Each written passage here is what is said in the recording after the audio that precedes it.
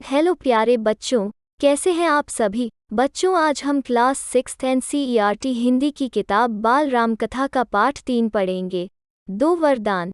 बच्चों, वीडियो को शुरू करने से पहले आप हमारे चैनल को सब्सक्राइब कर ले, जिससे आपको आने वाली नई वीडियोस के नोटिफिकेशन आपको मिलते रहें। तो चलिए शुरू करते हैं। 2 वरदान। राजा दशरथ के मन में अब एक ही इच्छा बची थी, राम का राज्याभिषेक, उन्हें युवराज का पद देना। अयोध्या लौटने के बाद से ही उन्होंने राम को राजकाज में शामिल करना शुरू कर दिया था। राम यह जिम्मेदारी अच्छी तरह निभा रहे थे। उनकी विनम्रता, विद्वत्ता और पराक्रम का लोहा सभी मानते थे। प्रजा उनको चाहती थी। दशरथ के लिए तो वो प्राणों से प्यारे थे ही। दरबार में राम का सम्मान निरंतर बढ़ रहा था। राजा दशरथ वृद्ध हो चले थे। मुनि वशिष्ठ से विचार विमर्श के बाद एक दिन उन्होंने दरबार में कहा, मैंने लंबे समय तक राजकाज चलाया, जैसा बन पड़ा। अब मेरे अंग शिथिल हो गए हैं, मैं वृद्ध हो चला हूँ। मैं चाहता हूँ कि यह कार्यभार राम को सौंप दूँ। अगर आप सब सहमत हों तो राम को युवराज का पद दे दिया जाए। अगर आपकी राय इससे भिन्न है तो मैं उस पर भी विचार करने को तैयार हूँ। सभा ने तुमुल ध्वनि से राजा दशरथ के प्रस्ताव का स्वागत किया। राम की जय जयकार होने लगी। दशरथ थोड़ी देर तक सुनते रहे। संतोष के साथ उन्होंने कहा, शुभ काम में देरी नहीं होनी चाहिए। मेरी इच्छा है कि राम का राज्याभिषेक कल सुबह कर दिया जाए। यह समाचार पलक झपकते पूरे नगर में फैल गया। हर जगह बस यही चर्चा थी। राज्याभिषेक की तैयारियां शुरू हो गईं। भरत और शत्रुघ्न उस समय अयोध्या में नहीं थे। वो अपने नाना केकई राज के यहाँ गए हुए थे। भरत जब भी अयोध्या लौटने की बात करते, नाना उन्हें रोक लेते। भरत को अयोध्या की घटनाओं की सूचना नहीं थी। उन्हें अपने पिता के निर्णय के संबंध में नहीं पता था। यह जानकारी भी नहीं थी कि अगले दिन राम का राज्याभिषेक होने वाला है। केकई से एक दिन में भरत और शत्रुघ्न का आना संभव नहीं था। राजा दशरथ ने इस संबंध में राम से चर्चा की। कहा कि भरत यहाँ नहीं है, पर मैं चाहता हूँ कि राज्याभिषेक का कार्यक्रम न रोका जाए। उन्होंने राम से कहा, जनता ने तुम्हें अपना राजा चुना है, तुम राजधर्म का पालन करना। कुल की मर्यादा की रक्षा अब तुम्हारे हाथ में है। राज्याभिषेक की तैयारियां रानी कैकेयी की दासी ने भी देखीं। मंथरा ने शुरू में उसे इस चहल पहल का कारण समझ में नहीं आया। उसने इसे कोई अन्य अनुष्ठान समझा। इतनी रौनक, ऐसी सजावट, ऐसा कुछ उसने अन्य अनुष्ठानों में नहीं देखा था। उसे अचंभा हुआ। फिर उसने रानी कौशल्या की दासी से पूछा। उसे तब पता चला कि कल राम का राज्याभिषेक होने वाला है। यह उत्सव उसी के लिए है। मंथरा जल भुन गई। राम का राज्याभिषेक उसे षड्यंत्र लगा, कैकेयी के विरुद्ध। वो कैकेयी की दासी थी। बचपन से कैकेयी का हित उसके लिए सर्वोपरि था। मंथरा उसे अपना हित मानती थी। वो कैकेयी की मुहलगी थी। रानी कैकेयी भी उसे बहुत मानती थी। क्रोध से आग बबूला मंथरा रनिवास की ओर भागी, सीधे कैकेयी के कक्ष में। वो हाँफ रही थी। क्रोध से चेहरा लाल था। भागने के कारण सांस उखड़ रही थी। उसने रानी कैकेयी को सोते हुए देखा। किसी तरह स्वयं को संभालते हुए मंथरा ने कहा, अरे मेरी मूर्ख रानी, उठ, तेरे ऊपर भयानक विपदा आने वाली है। यह समय सोने का नहीं है।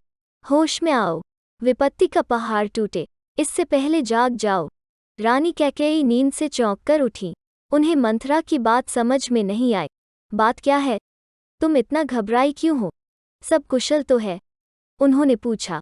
कैसा कुशल? कैसा मंगल? सब अमंगल होने वाला है। तुम्हारे सुखों का अंत। महाराज दशरथ ने कल राम का राज्याभिषेक करने का निर्णय लिया है। अब राम युवराज होंगे। यह तो बहुत शुभ समाचार है। कैकेयी ने प्रसन्नता से अपने गले का हार उतार कर मंथरा को दे दिया। मैं बहुत प्रसन्न हूँ। राम युवराज पद के लिए हर तरह से योग्य हैं। रानी, तुम्हारी बुद्धि फिर गई है, मति मारी गई है।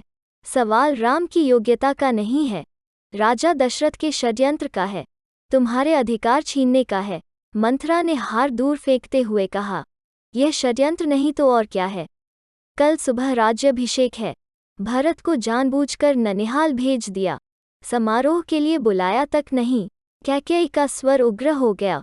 उन्होंने मंथरा को डांटते हुए कहा, राम के प्रति मेरा अगाध स्नेह है। वो मुझे माँ के समान मानते हैं।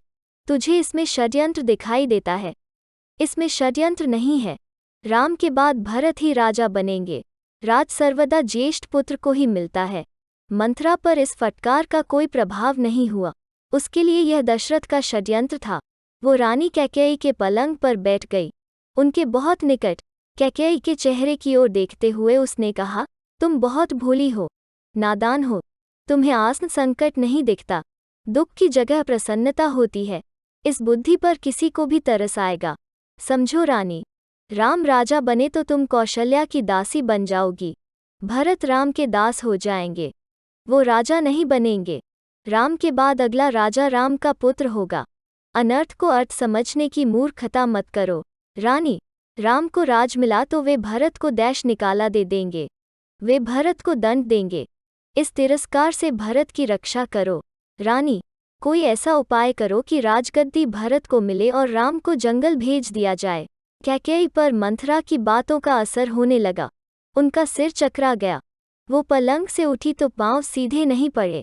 आंखों में आंसू थे। मन भारी हो गया। प्रसन्नता की जगह अव्यक्त क्रोध ने ले ली।